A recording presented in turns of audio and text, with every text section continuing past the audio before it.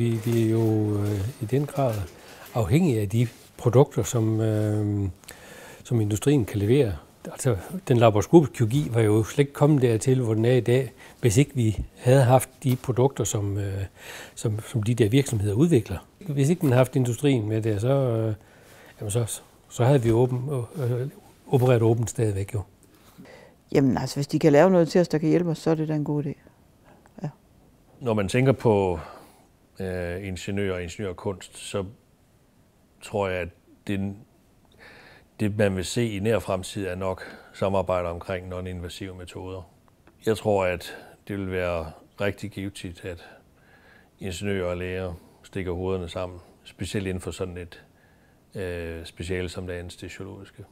Der er mange fremadrettede muligheder der. Hvis man kommer til et nybygget sygehus, hvor arkitekterne ikke har snakket med personalet, dem som laver basisarbejde, kan man faktisk se det, synes jeg. Altså stueopdelingen, stuefordelingen, altså det er jo mange ting. Altså jeg synes, hvis folk, der skal udvikle noget til sygehuset, de skal også være der, hvor det skal bruges. Altså det skal de. De skal spørge os. Det er os, som bruger tingene, hvad vi synes, hvordan det skal ændres. Ja, jeg tror, vi alle sammen går og finder på et eller andet indimellem. Og så glemmer vi det måske lige, men når vi står i et eller andet, så tænker vi måske, det kunne være en god idé at lave sådan noget. Altså jeg kunne godt tænke mig for eksempel, at vi havde mere trådløst, at kameraerne var trådløse også, i stedet for at vi har en masse slanger liggende hen over lejet, når vi opererer. At hvis der er nogen, der kunne udvikle sådan noget, så ville det være vældig fint for os.